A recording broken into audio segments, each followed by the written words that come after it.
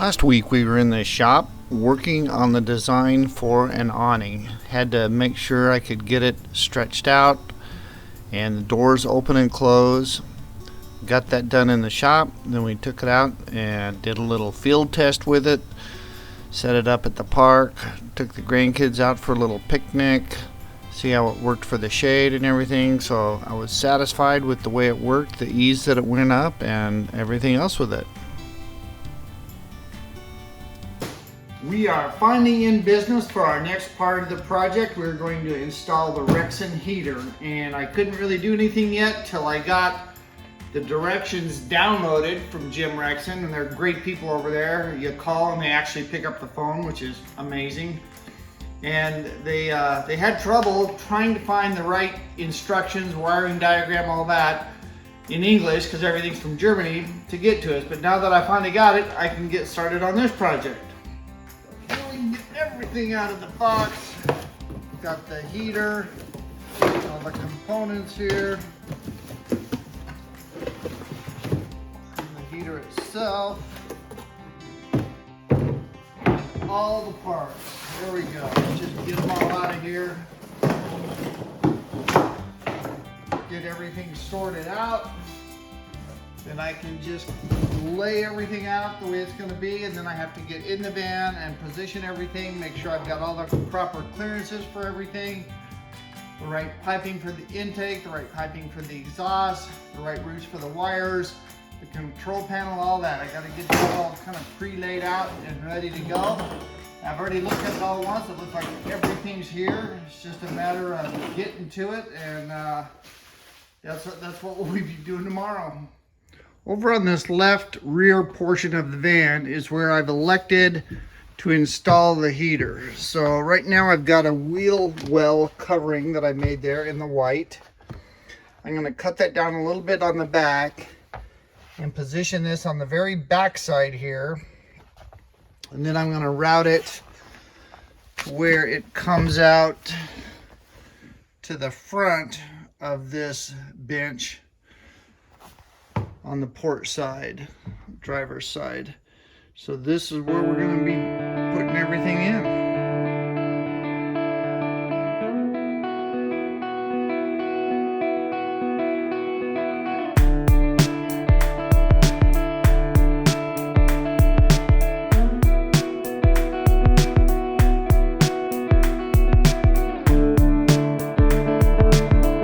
Here's where we are so far. I got the bench out of the back, got the heater sized up there, figured out where I can put it right in this little spot and have room for the air intake and the exhaust. So I got my hole drilled down there. So I'm going to have to get the bracket in there, this in there, installed, and now the dreadful part of dropping my gas tank and getting the fuel lines going and the exhaust and all of that. All right, now the part I've been looking forward to. Got to get this tank dropped off the frame to where I can get to the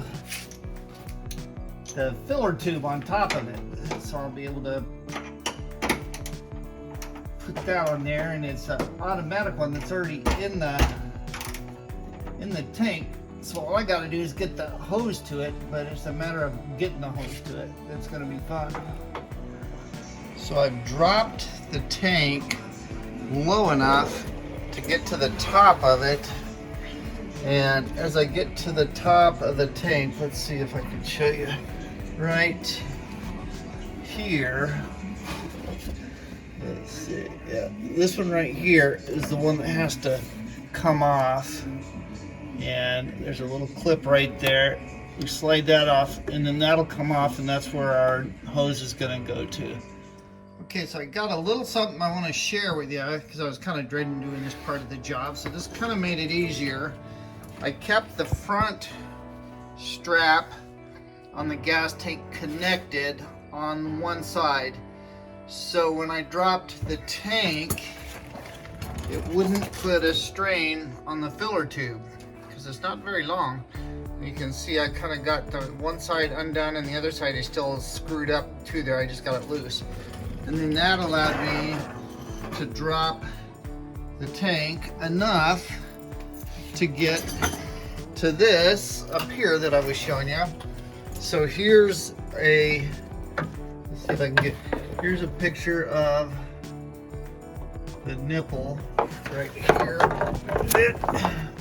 We needed to get this one right here. Let's see. This one right here.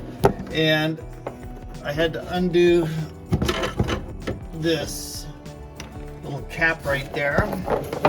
And then this was the part on top of it that plugged it up, and you have to squeeze in on the side to pop that off. But here, as soon as I got that off, I kind of ran into an issue, I think, because this is the piece they give you to go on top of there, and you can see that it sticks up higher than this flange. And this flange here, if I'm not mistaken, goes up tight against the roof there. So I didn't want this thing coming on here and taking a sharp bend and kinking under there. So I went to the part store and got another hose line with a 90-degree angle. So I can just put a little 1-inch piece of rubber hose on there, put it in the tube, and then I can get below there. Plus I extended this line like 4 feet to where my connection will be well past the fuel tank. That way, if I ever have any issues, I don't have to drop this fuel tank again. It's not fun, and I don't want to have to do it again. So I think I'm ready to just get that on there, back on, and then I can put this tank back up there and be done with that. So here's what we have going on underneath at the fuel line. I got a longer piece of 1/4-inch hose to come out here, and I'm gonna route it right down here on this frame. And then this is where I'm gonna put the dowsing pump on the frame, well away from the tires and the backsplash and everything. So I'll be able to just follow this back and run it up to the heater from here. I'll show you a picture after I get that done.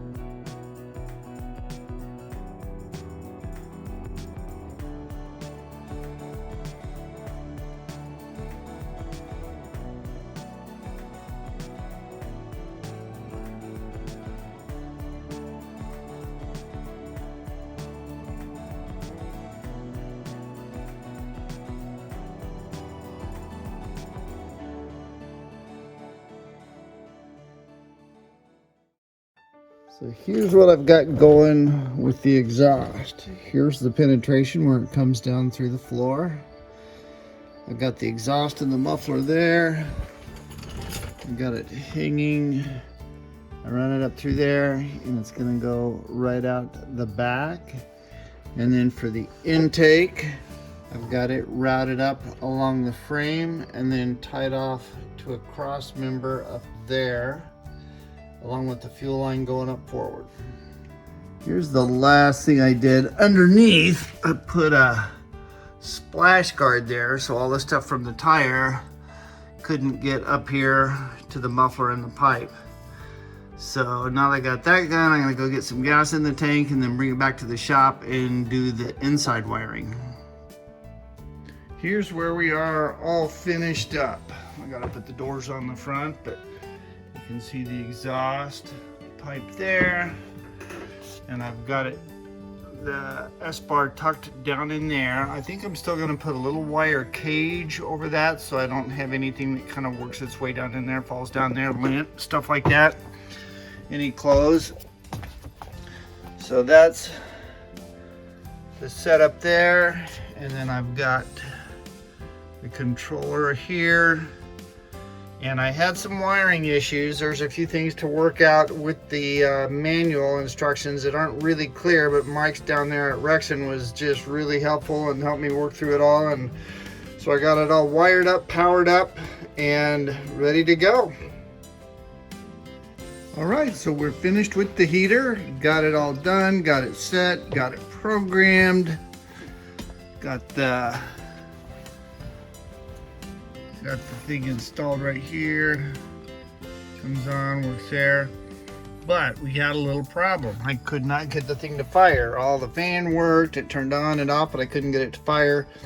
Turns out the fuel pump was not pumping. So I did a couple of diagnostics. I could not get it to pump.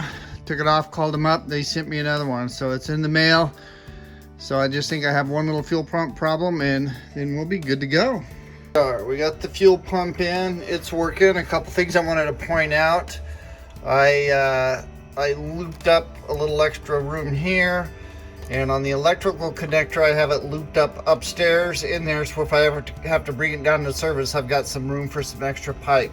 And I had the fuel line slightly pinched up in here under the gas tank, so it wasn't getting the fuel it needed. So with those adjustments, everything's working just perfectly the way it should there. I have the fan motor going. And I don't think you can hear the pump going on underneath, but it's firing up. So all is working wonderfully, and it's blowing some amazingly warm air out of the vent.